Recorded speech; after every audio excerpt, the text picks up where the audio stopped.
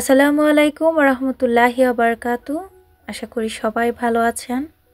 বরাবরের মতো আবার একটি নতুন ভিডিও দেখার জন্য আপনাদের সবাইকে ওয়েলকাম জানাচ্ছি।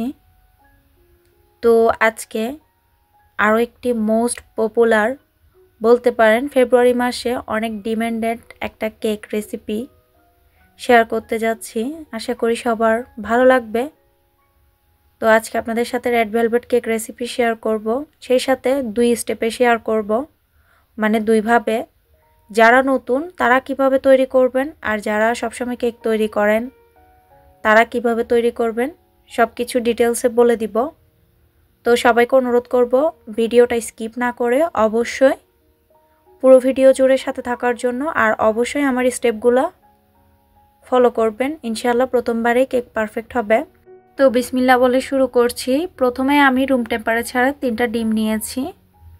এরপরে ডিমের সাদা অংশ আর কুসুমটা আলাদা করে নিয়েছি। তারপর আমি ইলেকট্রিক বিটার নিয়েছি।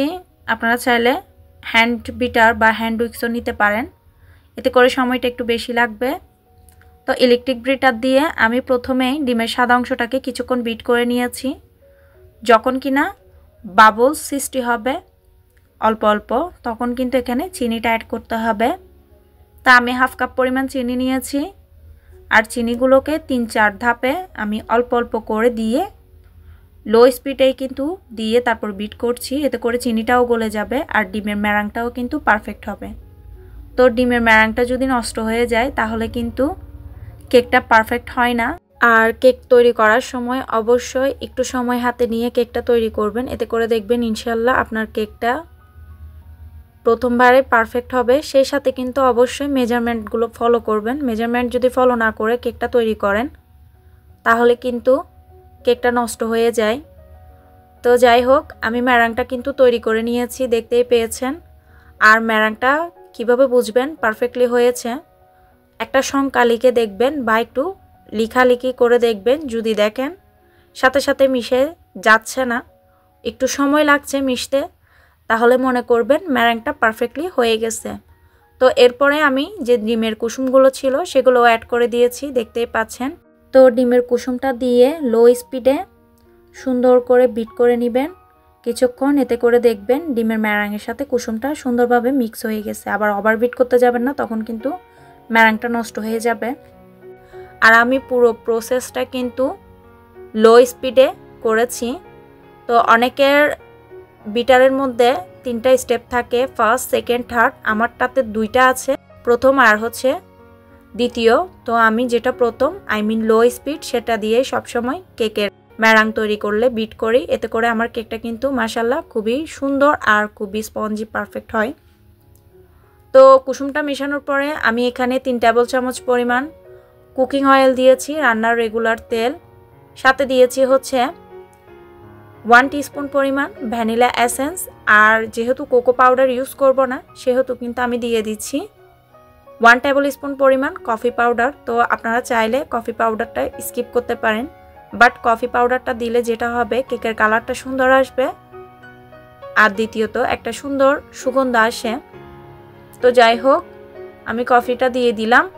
তো কফিটা কিন্তু অবশ্যই স্ট্রেনারে একটু চেলে তারপরে অ্যাড করবেন, তা না হলে ভেতরে দলা দলা বা দানাদার হয়ে থাকে। দেখেন সুন্দর করে বিট করে নিলাম। আর অয়েল, এরপরে বাকি ভ্যানিলা এসেন্স, এগুলো দেওয়ার পরে কিন্তু বেশিক্ষণ বিট করা যাবে না, জাস্ট 10 থেকে 12 সেকেন্ড, এর বেশি বিট করতে যাবেন না, তখন কিন্তু ডিমের ম্যারাংটা নষ্ট হয়ে যাবে। তো এরপরে দেখতেই পাচ্ছেন আমি এখানে শুকনো উপকরণ নিয়ে নিয়েছি একটা স্ট্রেনারে।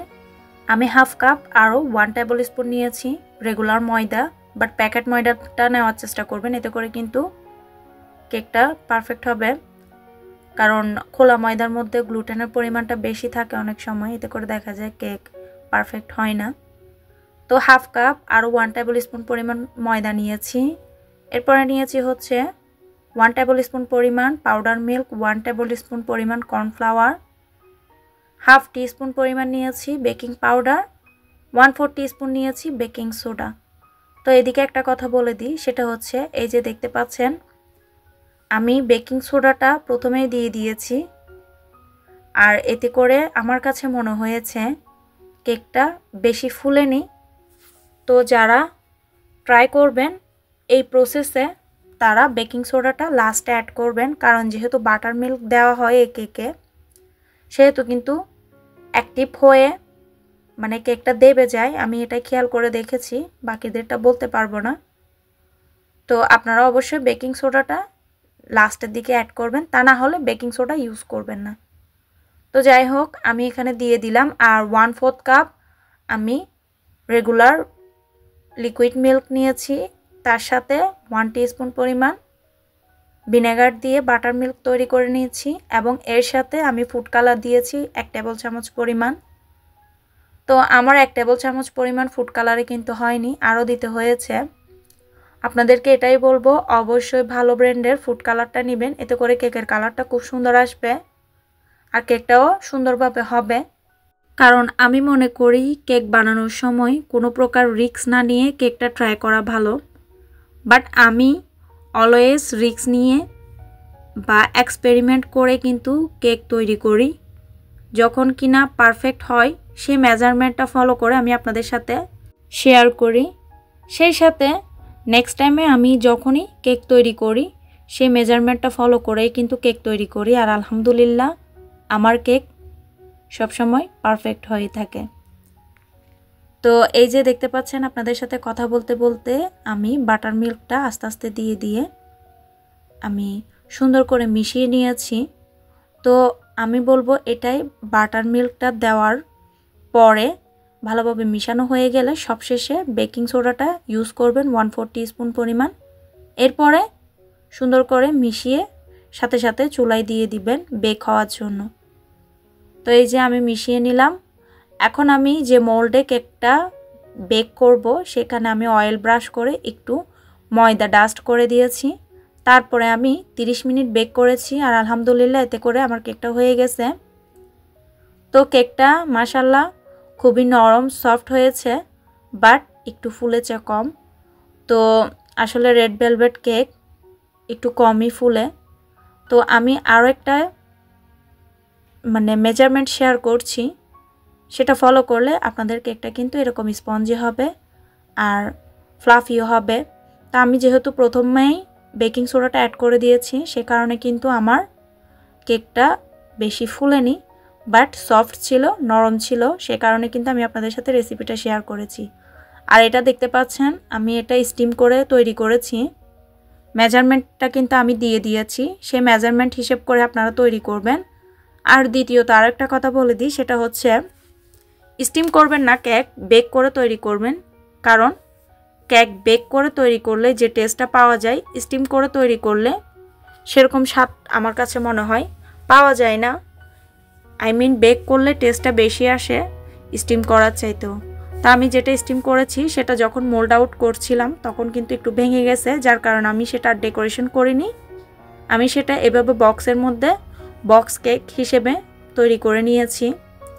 তো দেখতেই পেলেন আমার কেকটা তৈরি হয়ে গেছে বেক করা, যেটাতে আমি বেকিং সোডা ইউজ করেছি সেটা, আর যেটা বেকিং সোডা ছাড়া তৈরি করেছি সেটা হচ্ছে এটা।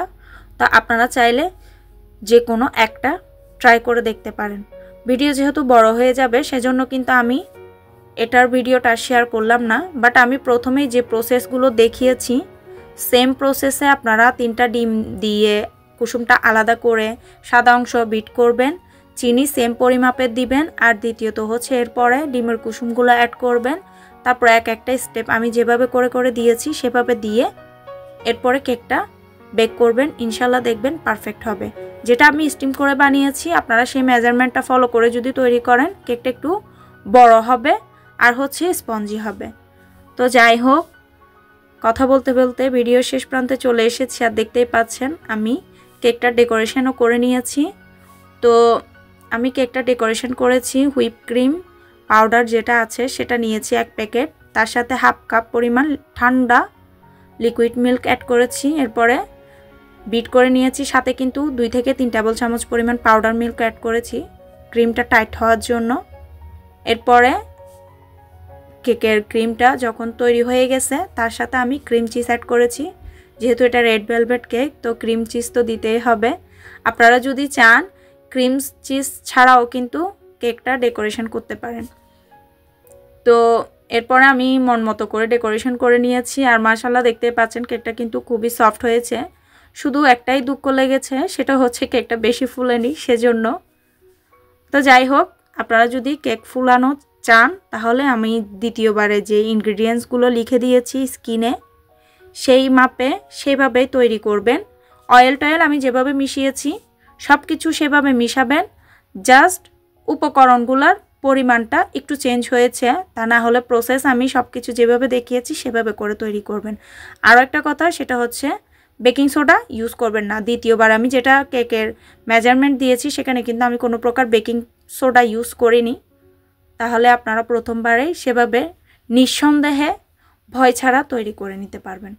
তো যাই হোক, কথা বলতে বলতে ভিডিও শেষ প্রান্তে চলে এসেছি। ভিডিও ভালো লাগলে অবশ্যই লাইক করতে ভুলবেন না সবাই। সেই সাথে যারা যারা নতুন তাদেরকে অনুরোধ করব চ্যানেলটা সাবস্ক্রাইব করে আমার এই ছোট্ট পরিবারের সদস্য হওয়ার জন্য। আর ইনশাল্লাহ নেক্সট টাইমে আরও একটা ভাইরাল কেকের রেসিপি শেয়ার করব। তো সবাই সাথে থাকবেন, আর যারা যারা দেখতে চান অবশ্যই নোটিফিকেশানটা ক্লিক করে রাখবেন, এতে করে ভিডিও আপলোড দেওয়ার সাথে সাথে নোটিফিকেশান পৌঁছে যাবে। আজকের মতো বিদায় নিচ্ছি, সবাই ভালো থাকবেন, টাটা, আল্লাহ হাফেজ।